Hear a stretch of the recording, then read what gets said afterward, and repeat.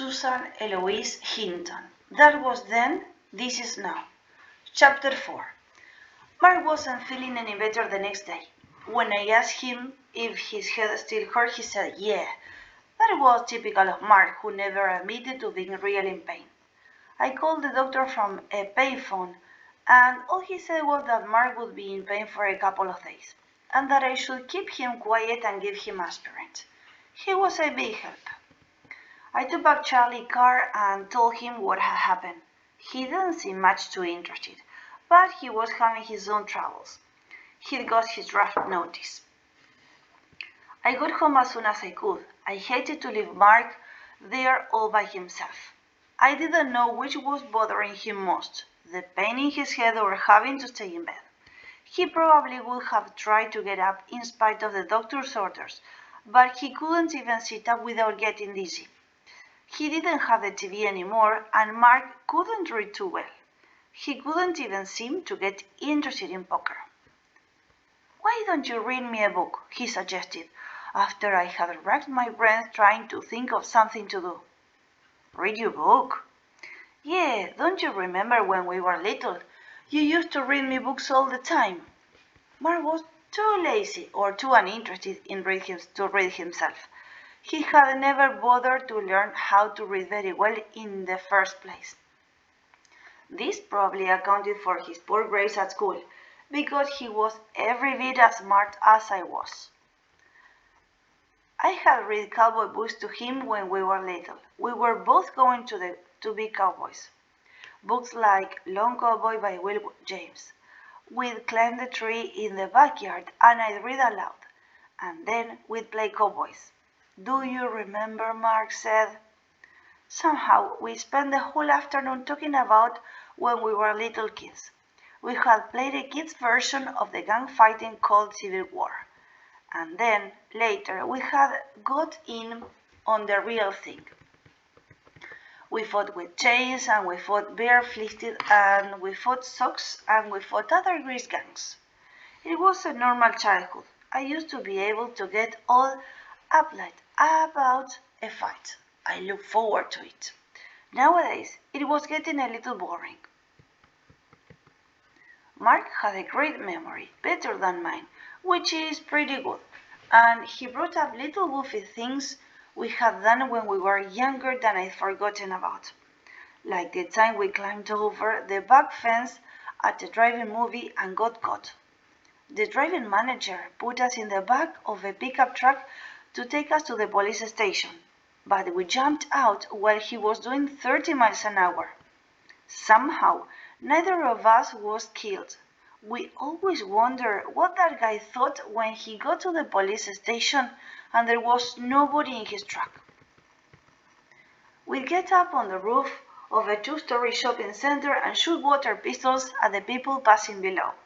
Then have a good time running from the cop Mark had so thoughtfully drenched. We always had a car in those days, thanks to Mark's hot wiring abilities. We'd take something that looked fast and go to the expressway and drive. It was a sheer luck that Mark was finally caught doing this. He was alone. I could have been booked too. And mixed up between these episodes were poker games, sometimes drunken ones lasting all night and pool games. I was a pool hustler at a very early age, and dates and parties and beer blasts on dry riverbed. We were always with a bunch of guys. Sometimes it was the same batch for a year or two. Then people would drift away. Usually, if anyone got a steady girl, it cut down on a lot of goofing around with the guys. And different people would drift in. But Mark was always the half of this circle of people, and I was always with Mark. We've had some good times, huh, Bryon? Mark broke the silence. I guess we both had been reminiscing. Yeah, I said. I was sitting in my favorite position on the bed, leaning against the wall with my knees up, resting an elbow on my knee, and dangling a cigarette. Do you ever get the feeling that the whole thing is changing? Like something is coming to an end because something else is beginning? Yeah, I know exactly what you mean. Like now, I couldn't care less about Angela, and I can remember when she seemed like the most important thing on earth. That's it, Mark said excitedly, forgetting about his head and started to sit up. He remembered suddenly because he yelped and lay back down with a rueful grin. Like we got into those gang fights. It was so important, it was the whole world if we won or lost. And the buddies we had then. We were like brothers, not just you and me, but all of us together. We would have died for each other then. And now everybody's kinda slipped away. And then we would have died for each other. Really, man, remember? It was great. We were like a bunch of people making up one big person. Like we totally up to something when we were together.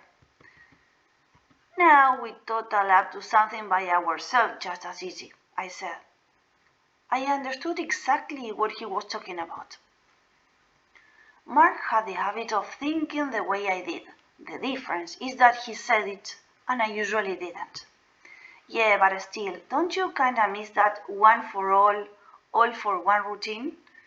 It's kinda sad, really, when you get to where you don't need a gang. I mean, like you did before. It's kind of a good thing too, I said, when you know your own personality so you don't need the one the gang makes for you. Yeah, Mac sighed. But there's a difference. I wonder what the difference is. The difference is, I said evenly, that was then, and this is now. Mark flashed me that lion-like grin. Bryon, you are brilliant. We didn't say much the rest of the afternoon. We were thinking. Mark missed one day of school. He still wasn't feeling real great by Monday, but I decided I could go anyway.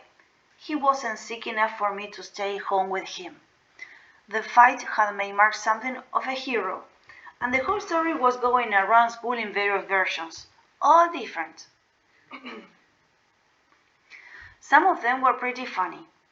Everyone was mad at Angela, sympathized with Curtis, who had been in a lot of trouble before and was a kind of folk hero, and made a big deal out of Mark stepping in to keep the fight fair. When people asked me what happened, I told them, but I could see that they were going to believe what they wanted to believe, and hearing the truth wasn't going to change their minds. People are generally like that.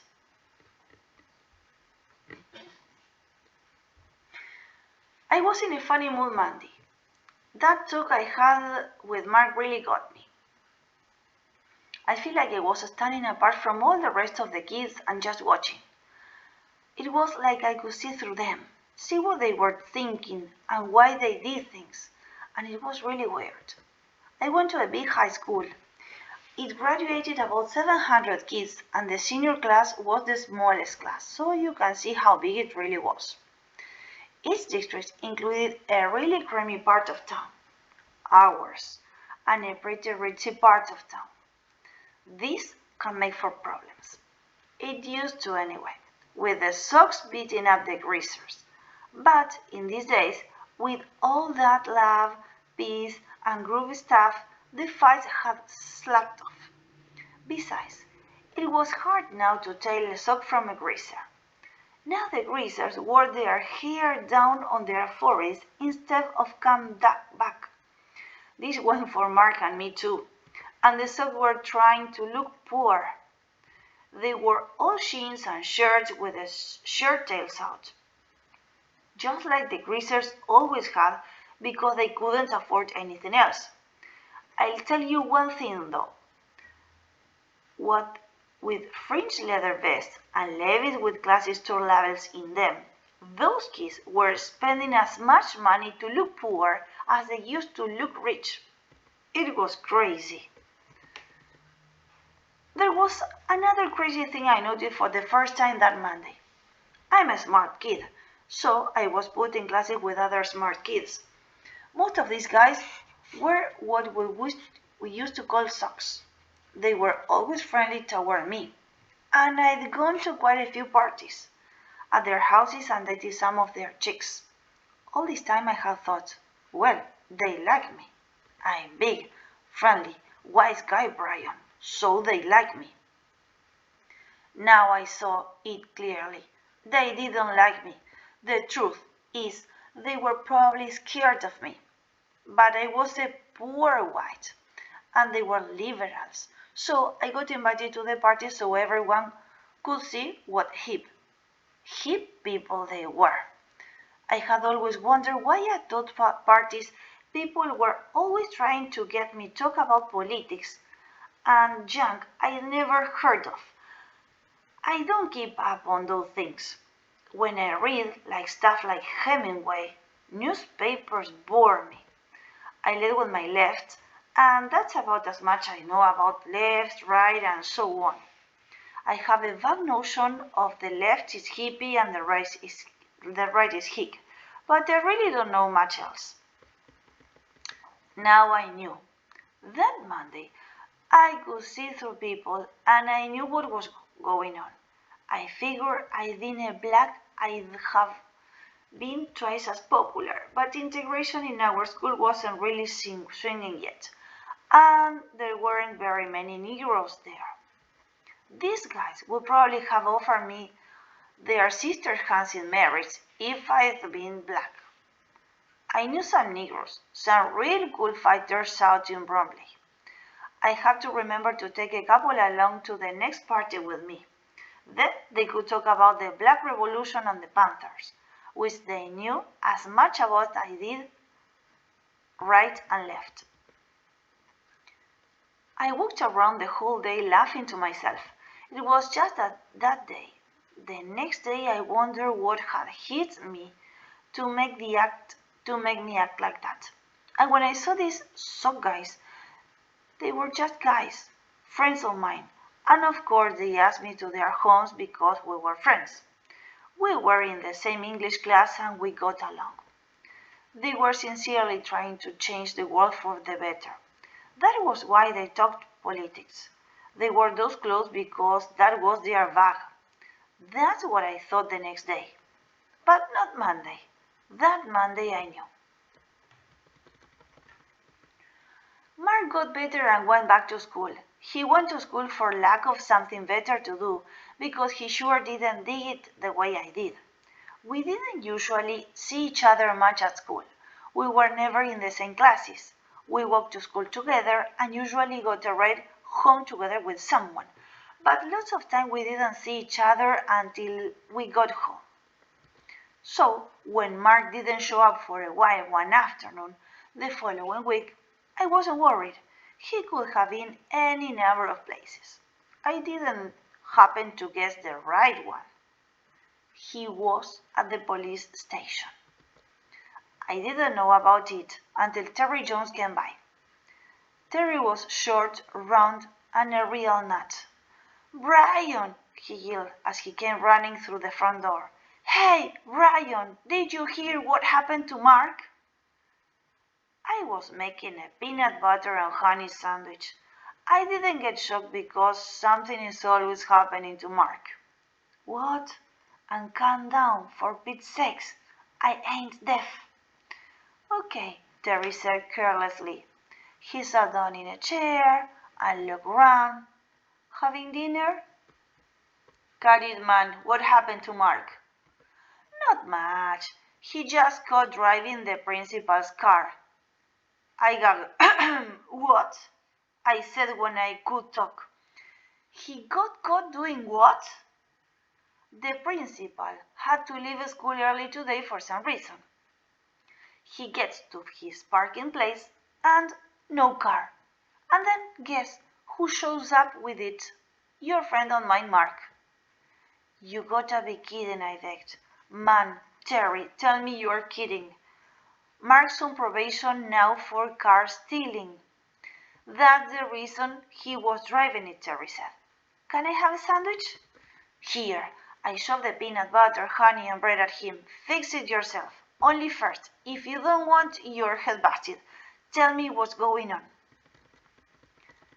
I happened to be standing around where the aforementioned incident occurred. It figured. Terry was usually standing around, and I hear Mark explaining to the principal while the ghosts are being called that he has to go down to see his probation officer once a week and tell him how he ain't gonna steal no more cars. The deal is, he don't have a car, no way to get downtown. There ain't no buses at that time. He don't have a car, and there ain't enough time to walk since he's on his lunch hour. So he borrows the principal's car, drives down to see the probation officer, and drives back. He's been doing this since school started, and if the principal didn't have to leave early today, he'd been doing it yet. I don't believe it, I said slowly. He's gonna be in jail for the rest of his life. I doubt it, Terry said, starting in on his second sandwich. The principal was laughing by the time I got through talking to him. I breathed a sigh of relief. Mark would come through. Even this. As if to prove this to me, Mark came strolling in. Guess where I been? Got anything else to eat? Let me see, I said. Ah, yes, I see it in a vision. You were at the police station explaining how you had to borrow the principal's car because you had to see your probation officer. Terry told you, huh? Well, it's straightened out now. The probation officer drives down to pick me up from now on. It was just one of failures to communicate. Mark sat down across the table from me, eating an apple. He was trying to look ashamed of himself, but it just wasn't coming off. I was trying to look disgusted with him, but that wasn't working either. I'm sorry, he said finally. No, you ain't, I said. We were quiet for a while. Terry got up and left. He must have thought me and Mark were going to have a fight. Listen, man, Mark began, but I cut him off. Shut up, okay? As long as they ain't doing nothing to you, it's okay. I guess you can get away with anything. Mark leaned back in his chair. The sun came through the small kitchen window and glinted on his eyes, turning them a bright yellow. I guess so, Mark smiled. He smiled like an innocent lion.